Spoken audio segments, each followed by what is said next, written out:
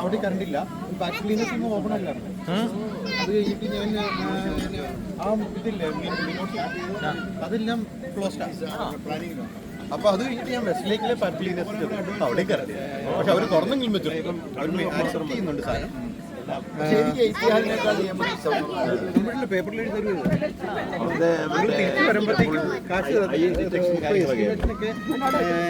Correct estimation ഒന്നും അല്ല, ഞാൻ തരുവാണ്. അത് എത്രയാണെന്ന്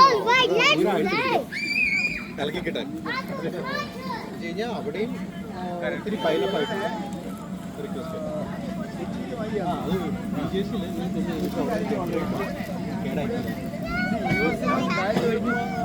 freezer and food section.